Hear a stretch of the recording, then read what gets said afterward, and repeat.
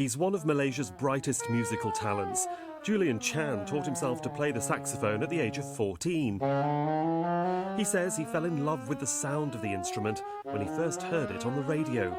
Even though jazz isn't native to Malaysia or Asia Pacific in general, but I think people enjoy it, especially if the performers are really communicating with the audiences.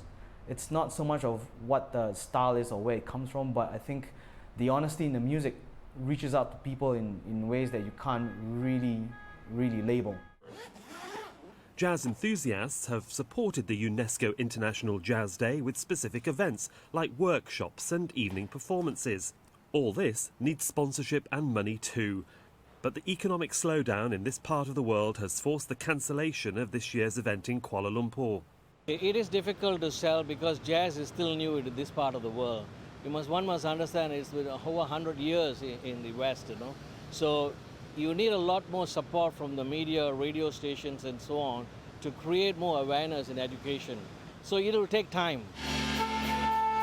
In recent years, some music surveys, mainly from the US, have suggested jazz is waning in popularity compared to pop, rock and country music.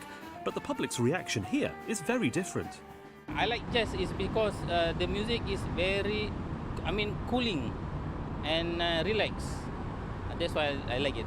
It's fun because it's, people kind of riff and there's not one sort of set composition as such. People, improvise and it's quite fun that way. Jazz legends including Charlie Parker, Nat King Cole, Louis Armstrong, Nina Simone and Acker Bilk are just a few of the names who've made jazz popular around the world. Jazz was born in the USA and associated with black culture and the struggle for civil rights, independence and equality. So it should come as no surprise that the US President Barack Obama is hosting the main global event at the White House. As for Malaysia, Julian and his musical jazz friends, the party will continue here too in the bars and clubs, be it on a smaller scale. Sohail Rahman, Al Jazeera, Kuala Lumpur.